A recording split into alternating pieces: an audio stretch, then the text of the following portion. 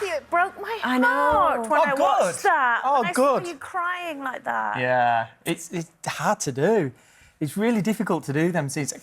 My character in particular, I've had a year of kind of playing blind to this story, to what's been happening behind his back. Yeah. So to have all the reveal, it was kind of a long time coming for me because I knew I had to do it justice. And Well, you really did. I knew the writing would be phenomenal, but it was kind of on my back to do it right and go through them right emotions.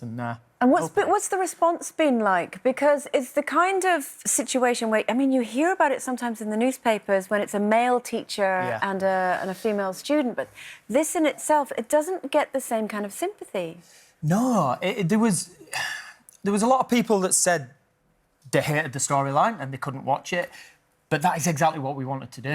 We didn't want it to be in any way kind of this schoolboy fantasy of a young boy and an older teacher. In no way kind of titillating in any sense. So we had to make it gross and we had to make it disturbing. And Louisa Klein, who played Maya, I think, just threw her... What a difficult job for an actress to come in for a year and a half to know that they were going to have that story arc. And she just threw herself into it. But some people had the other reaction, didn't they, where they kind of said, oh, this isn't abuse, this is every schoolboy's fantasy. Yeah, we had them tweets as well, people saying, yeah, go on, Jacob, this is every schoolboy's fantasy. It's a bit same with the music industry. You know, there's records like Maggie May, which is about a boy being seduced by... And what was it, that Bobby Goldsborough song?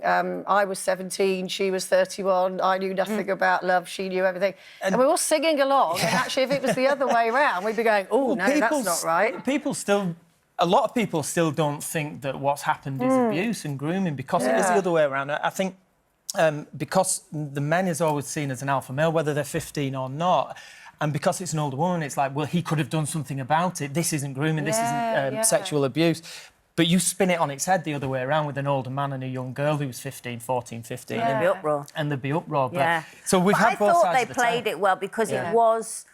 Yeah, there were aspects of it where you'd go, well, a young lad would think this is great, but actually the way it was played and the way it was written, though, it was uncomfortable. It was, and it showed the manipulation. And a lot of people did say, oh, the storyline seems to have gone on for a long time, but we needed to show the grooming process. It's not just a quick thing. I don't think people understand what grooming is and that it can take a very, very, very long time. That's exactly what it is, yeah. What's great about Emmerdale as well is not only is it given the storyline time to breathe, but it's showing the aftermath. So, you know, quite often with a drama, we'll see the teacher carted off or whatever it is, and that's it.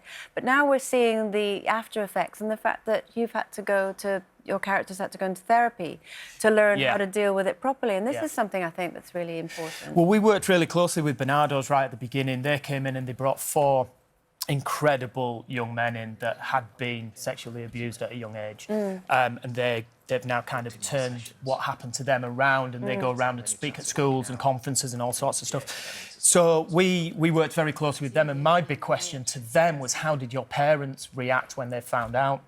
And what came out of that meeting was that they completely blamed themselves for having not noticed that anything was happening. So that's the way we've ended up doing it and writing it. And David completely blamed himself for bringing this woman into Jacob's life and putting him in the position for this to happen. So, so that's what we're kind of playing out at the moment. And has the... Sorry, no, carry on. Has the grooming storyline, has that had any impact on you raising your own children?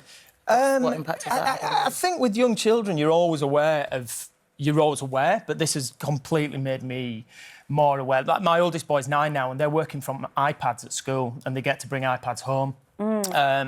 So the school did send out a memo, and we all went in and spoke about online safety. And I'm not saying necessarily that's come from the Emmerdale storyline, but if it's made people more aware of what can happen, it is then amazing I think we've really how many done a people good think, job. oh, it's just a device. But that entire device has got the whole world on it. Absolutely, and there's games now that are for kids, like Minecraft and things like that, and you can have an open chat with anyone. And there's not a lot you can do about it. Might not be. Absolutely, and we kind of make sure with our oldest boy, Buster, that the people that he is having this open chat with are friends of his. And if there's anybody on there that we don't recognise... We were just talking before you came on about children's mental health, and 85% of our viewers said they worry about their children's mental health. Is that something that kind of plays on your mind, or are you more the kind of worried about the physical safety? Or... No, both, really. I mean, I've openly spoken about the fact that I suffered with depression in the past, and I think that I'm quite aware of seeing the signs. I hope that I would be, but I think you're super aware when you've got young children that all sorts of stuff. They're not being bullied at school. You worry about everything. Everything. You could drive yourself mad worrying about it. And you've got another one on the way. Yeah, so we've got Buster who's 9. We've got Buster who's 9, and then we've got Bowie who's 3, and then we've got one on the way. We don't know if it's a boy or a girl, so... What are you after? Are you preferring a girl? Well, everyone always goes, you would love a girl, obviously, because you've got 2 boys, but like you say, it's the old cliché, but as long as they're healthy, it'd be... I come from a long line of boys, and there's 4 Wolfenden cousins, and we've got 7 grandchildren from the Wolfendens. They're all boys, so it's not looking likely. Statistically, we're going to break the mould, but who knows? It's funny as well, because Charlie isn't a big fan of being pregnant, but is a big fan of giving birth. She is, yes. She's a bit odd like that. No, she's not enjoyed it. This one's been particularly brutal. Yeah, she does enjoy giving birth. Yeah, and she would say that. It's a bit odd, but... When you say she's not well, is it what, she gets sick, does she, or...? She's just been sick since we found out, and she still is now, and we've got 6 weeks or so to go. Well, best of luck. Good luck to all of you. Thank you. Get the sleep in while you're there. I need it. Thank you very much, Mr. Wolfenden. Thank you.